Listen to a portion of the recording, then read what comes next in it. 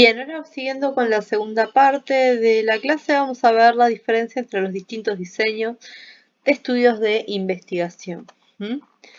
Bien, el método científico tiene una serie de pasos. El primero tiene que ver con que uno se haga una pregunta sobre algún problema. Esto puede surgir de varios lugares, puede surgir de la experiencia, puede surgir también de leer bibliografía. ¿Mm? Generalmente, cuando uno lee mucho sobre un tema, se empieza a hacer ciertas preguntas que si sigue investigando se da cuenta que que no tienen una respuesta quizás hoy en día en la ciencia.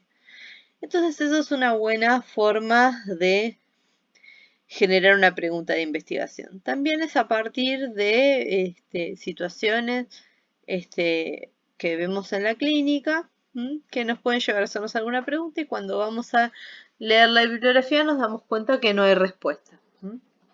Bien, a partir de esto, o sea, a partir de este problema que se nos presenta, vamos a hacer esta búsqueda bibliográfica para ver si existe una respuesta. O también si desde a partir de la bibliografía que yo, a partir de todo lo que se sabe hasta ahora, podemos formular una posible respuesta. Eso es lo que se llama formulación de una hipótesis. Una hipótesis es una afirmación que intenta responder a esa pregunta de investigación que nos formulamos al principio. Después, a partir de tener esa respuesta o lo que pensamos que puede estar pasando, vamos a realizar un experimento para poder llevarlo a cabo, para poner a prueba si esa hipótesis es real o no. Vamos a hacer un experimento, vamos a hacer encuestas, vamos a hacer alguna observación para ver en los datos si eso que pensamos realmente está pasando. Bien, después vamos a analizar los datos que obtuvimos de nuestro experimento, nuestra encuesta o nuestra observación. Y en función de lo que obtengamos en esos resultados, en esos datos, los vamos a comunicar. La manera de comunicar va a ser a través de los escritos científicos que estábamos viendo antes. Bien. Entonces, el diseño experimental va a tener, como decíamos, un problema, objetivos generales, después va a tener objetivos específicos o hipótesis operacionales. ¿Qué quiere decir esto de hipótesis operacionales? Vamos a decir cómo vamos a medir o cómo vamos a hacer para llevar a cabo ese objetivo específico. Después vamos a tener dos tipos de variables. Una variable es una característica que toma diferentes valores y puede ser de dos tipos. Puede ser dependiente o independiente. La dependiente es la variable que nosotros queremos observar si cambia o no, y la independiente va a ser la variable que nosotros vamos a controlar y queremos ver si esta variable independiente influye, o sea, los valores que pueda llegar a tomar esta variable independiente queremos ver si influye en esta variable que a nosotros nos interesa. Por ejemplo, si yo quiero estudiar o mi pregunta tiene que ver con que si los varones consumen más alcohol que las mujeres. Mi objetivo va a ser estudiar si los varones, si existen diferencias entre el consumo de alcohol entre varones y mujeres, y mi objetivo específico va a decir va a ser medir, explorar y comparar el consumo de alcohol entre varones y mujeres. Mi variable dependiente en este caso va a ser el consumo de alcohol. Yo quiero saber qué pasa con el consumo de alcohol. ¿Y qué puede estar afectándose? ¿Cuál sería mi variable independiente? Es el sexo de la persona que yo estoy estudiando. Eso podría funcionar como una variable independiente que podría influir en mi consumo de alcohol. Entonces ahí también estoy estableciendo cuál es la relación entre esas variables. Después voy a establecer cuáles son los sujetos en los que voy a realizar mi investigación y qué métodos voy a utilizar. Los participantes voy a tomar una muestra para obtenerlos. Una muestra es un subconjunto de una población de individuos. Una población de individuos es un conjunto de individuos que tienen una característica en común. En el caso en el ejemplo que yo les daba, la población serían los varones y mujeres. Yo lo puedo acortar también a un espacio geográfico, por ejemplo. Entonces mi población podría ser varones y mujeres de Argentina.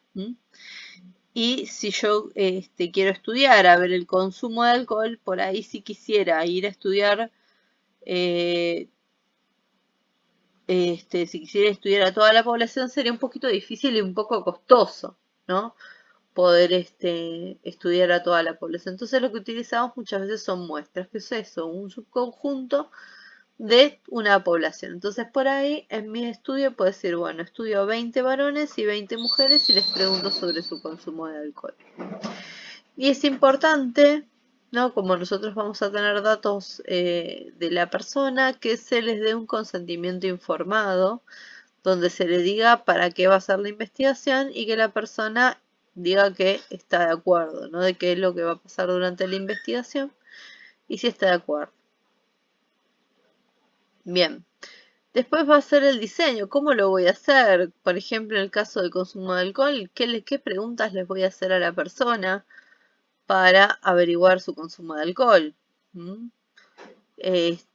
O sea, ¿cuál va a ser el procedimiento? ¿Qué cosas voy a controlar? ¿Qué técnicas van a tener que ver con los cuestionarios? Por ejemplo, si voy a hacer entrevistas, ¿qué tipo de entrevistas? Y después el tratamiento estadístico de los datos. Bien.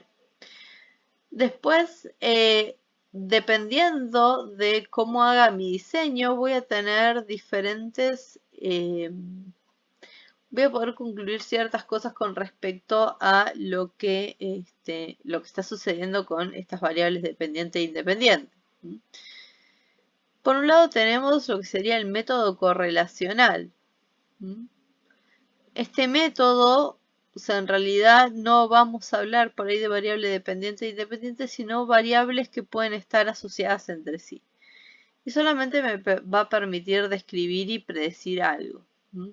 Generalmente el método correlacional lo que hace es estudiar la asociación entre variables. O sea, yo por ejemplo, si quisiera estudiar algún factor de riesgo, por ejemplo, de tener una enfermedad cardiovascular, ¿sí? Yo considero que hay una, o sea, no tengo forma por ahí de decir exactamente si fumar causa enfermedades cardiovasculares, ¿no? Sino lo que puedo hacer es estudiar personas que fuman y estudiar cuántos eventos cardiovasculares o cuántos problemas, patologías cardiovasculares tienen. Entonces, yo lo que puedo hacer es correlacionar esas dos variables, medir cuál asociación, qué tipo de asociación hay, y los tipos de asociación puede ser que a medida que aumenta una variable, aumenta la otra. O sea, cuanto más fuma la persona, mayor riesgo de tener una enfermedad cardiovascular, o podría ser de otra manera. Por ejemplo, si en vez de fumar la variable sea actividad física, ¿no? En ese caso podemos tener lo que sería una relación inversa, que a medida que aumenta la cantidad de actividad física que hace la persona, disminuye el riesgo de tener una enfermedad cardiovascular. Entonces, el método correlacional permite descripción y predicción. No me va a permitir testear hipótesis alternativas. O sea, lo que voy a ver es, bueno, ¿qué sucede cuando se presentan estas dos variables juntas? Bien. Va a incluir tipos de diseño, tanto transversales como longitudinales. El tipo de diseño de transversal y longitudinal tiene que ver con el momento en el que se hace la investigación. Un estudio transversal, un diseño transversal es un estudio que se hace aquí y ahora y es un recorte en el tiempo. Mientras que un estudio longitudinal es un estudio en el que se hace un seguimiento en el tiempo de qué pasa con alguna variable. La mayoría de los diseños de métodos correlacional tienen que ver con diseños de ex post facto. Esto quiere decir que la evaluación de lo que sucede con las variables se realizó después de que sucedió el hecho.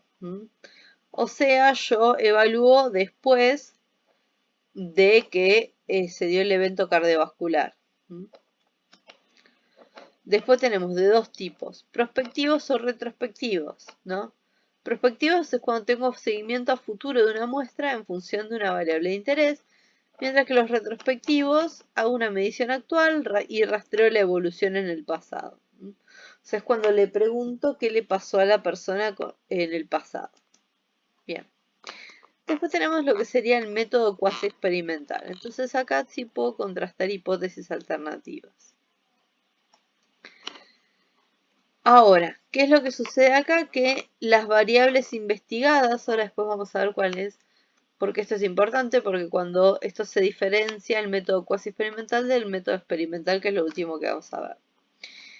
Las variables independientes investigadas solo admiten un nivel de manipulación o selección. Generalmente lo que sucede es cuando la variable independiente ya está dada. Yo no la puedo manipular. A lo sumo lo que puedo hacer es separar a los sujetos en diferentes grupos en función de que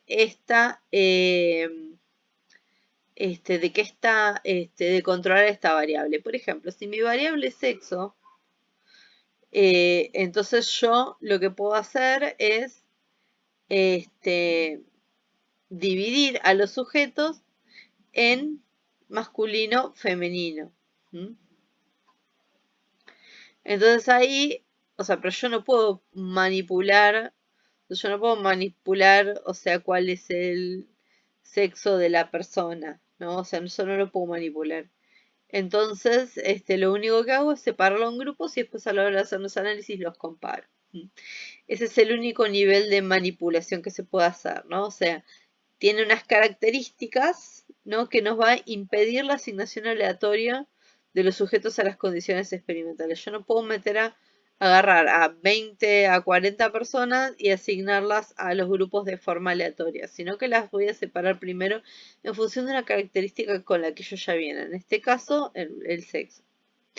Entonces hay una imposibilidad de control absoluto de la situación experimental y se establecen relaciones de cuasi causalidad.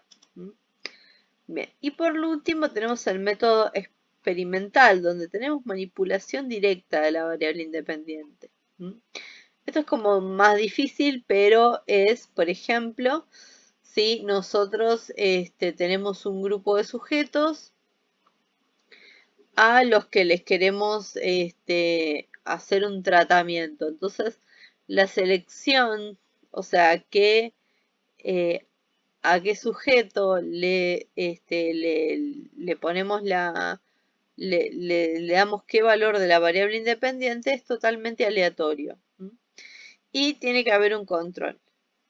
O sea, un grupo que no tenga la variable independiente.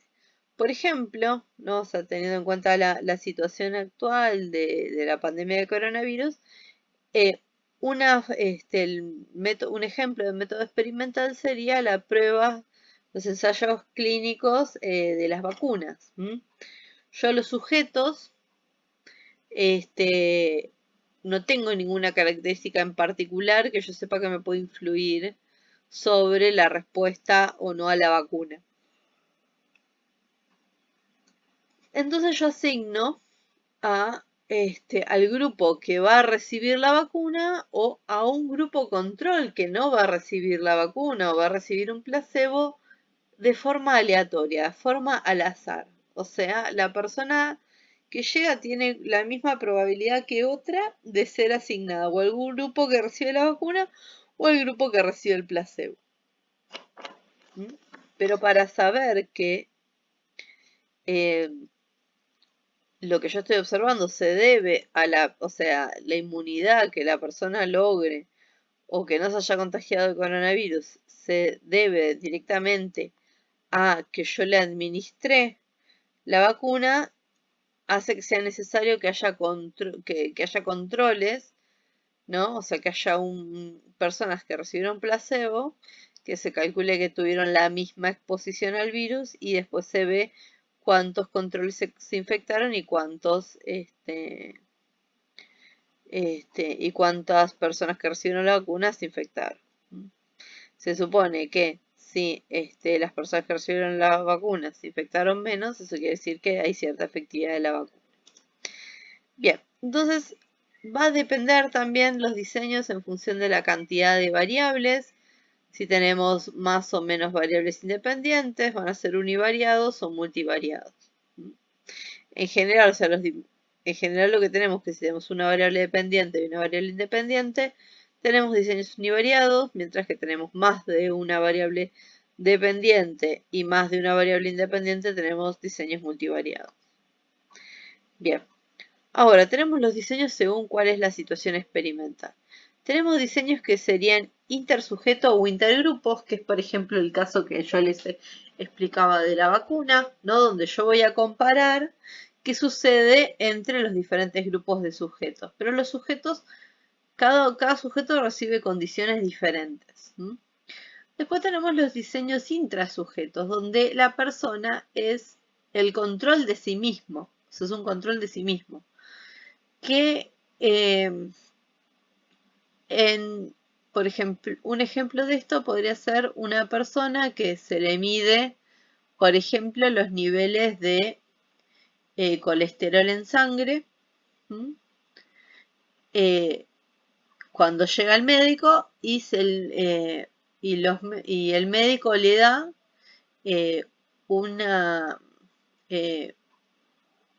un hipolipemiante, o sea, una medicación para el colesterol. Entonces después lo vuelve a hacerle 3 meses después, le hace un laboratorio y lo que ve que le bajaron los niveles de colesterol. Entonces ahí, o sea, es un diseño intersujeto donde al mismo sujeto se le toma una medida al principio y después se le toma una medida posterior, después de hacer una intervención en el medio. Esa intervención que yo hago en el medio es mi variable independiente.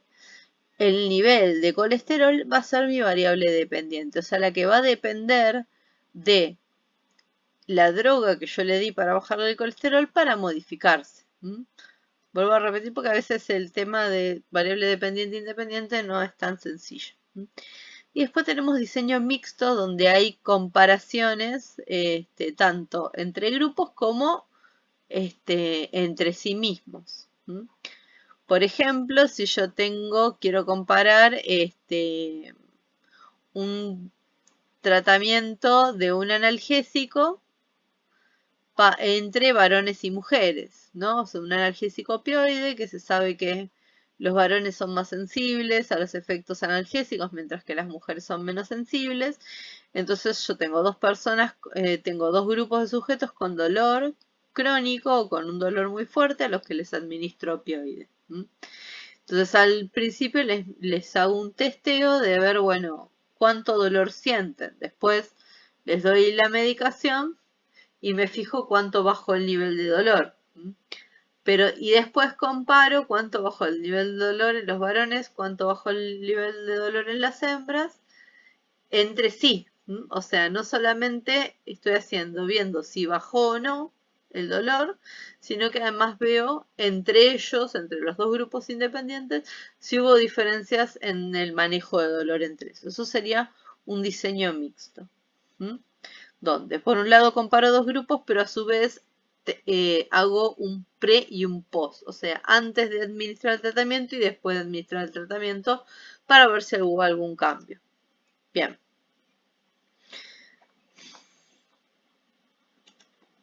Bien, bueno, esto es un poquitito de lo que estábamos hablando recién. Bien, acá tenemos, por ejemplo, el grupo experimental, el grupo control, esto es en cuanto a los diseños intersujeto, y la variable independiente va a ser igual para los dos grupos. Y después voy a comparar lo que pasa entre los dos grupos. Bien. En diseño intrasujeto tenemos esto, ¿no? Donde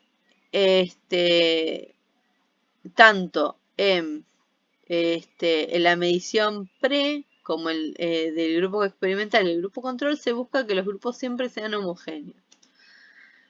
Bien, ahora vamos a ver un poquitito sobre el análisis y ponderación de los resultados. Bien, Para esto vamos a tomar un artículo que ustedes tienen en la bibliografía, que es la composición en ácidos grasos de la leche de madres de recién nacidos en pretérmino y en término.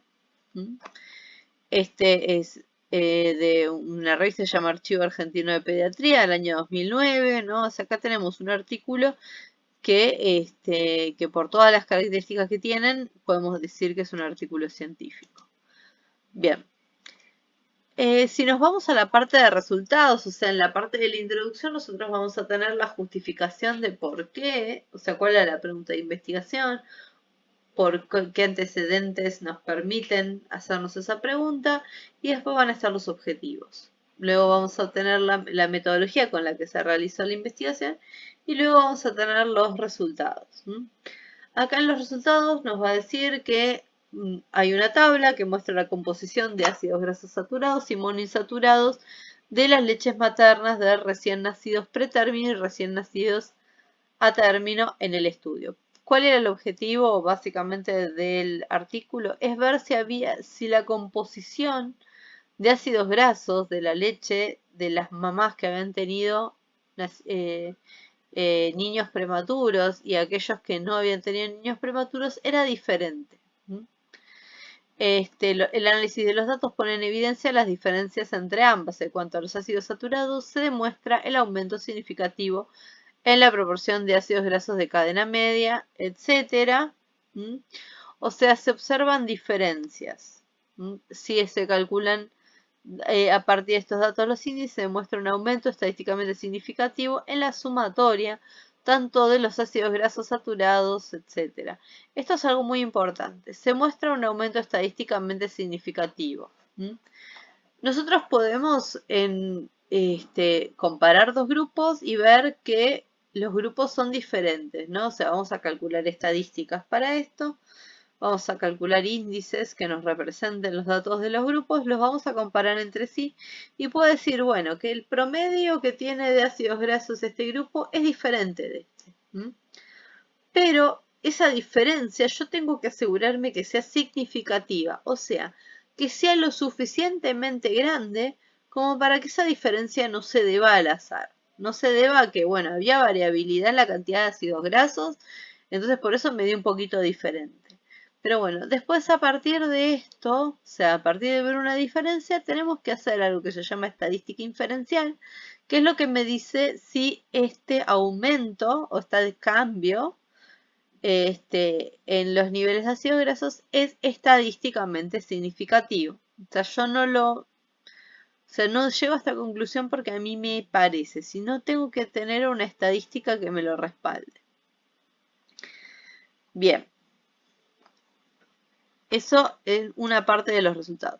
Acá lo que tienen también es la tabla a la que hace referencia, la tabla 1, donde nos muestra, ¿no?, cuáles son los diferentes ácidos grasos que se midieron y cuál es la concentración, ¿no?, de moles, porcentaje de moles en la leche materna de las madres de recién nacidos a término y las madres de recién nacidos a pretérmino.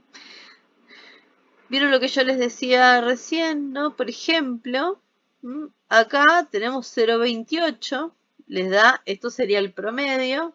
Esto que tenemos acá es, acá lo que nos dice, los valores corresponden al promedio, más o menos el desvío estándar. El desvío estándar es la variabilidad, o sea, entre qué valor y qué valor va a estar esa media de ácidos grasos, ¿no?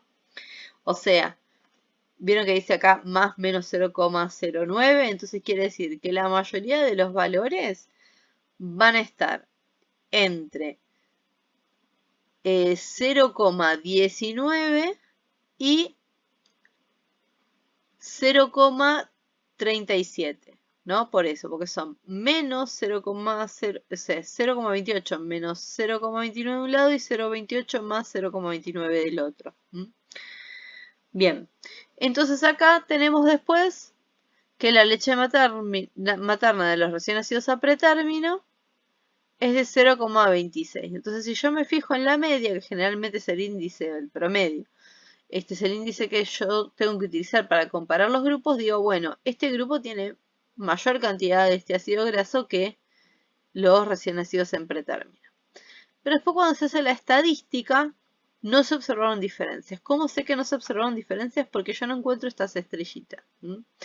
Estas estrellitas me dicen que esa diferencia entre grupos es estadísticamente significativa. La cantidad de estrellitas va a decir con qué probabilidad de error. Pero bueno, lo que tengo que buscar es esto. Esto me indica que esta diferencia con esta es estadísticamente significativa. Acá yo sé que la leche materna de recién nacido en término del ácido graso 10,0 es 0,98, mientras que la del recién nacido en pretérmino es 1,14. Y esta diferencia entre las mamás de recién nacidos a término y a pretérmino es estadísticamente significativa, o sea, es una diferencia importante. Aunque por ahí nos parezca que no son tan importantes esos números, la concentración da algo importante. Bien, ahora les voy a mostrar en otro artículo que es sobre la puesta en marcha del banco de leche materna donada en una unidad neonatal de una revista llamada Anales de Pediatría. Bien, y acá lo que tienen muestran una serie de gráficos donde muestran el número de pasteurizaciones mensuales llevadas a cabo en el banco de leche humana en el hospital el 12 de octubre durante el año 2008. Entonces acá lo que ponen esto es un perfil ortogonal o es un gráfico que muestra cómo es la evolución en el tiempo de los números de pasteurizaciones.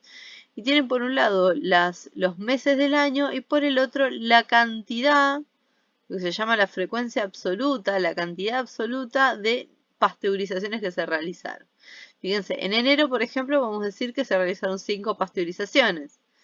Después en febrero 20. O sea, lo que vamos a ver que cuando comenzaron tenían menos cantidad y a medida que fueron que fue pasando el tiempo, empezaron a hacer mayor cantidad de pasteurizaciones y parece que parece que hay una mínima tendencia a que vaya en aumento. Eso por ahí nos puede decir que o que hay más donaciones o hay más necesidad de la leche. Después esto es el volumen mensual de leche donada dispensada por el Banco de Leche Humano del hospital el 12 de octubre durante el año 2008. Y acá lo que nos muestras es cuánta leche se dispensó, o sea, cuánta leche se entregó. ¿En cuánto? En los diferentes meses. Este sería el volumen de leche que se dispensó. Bien.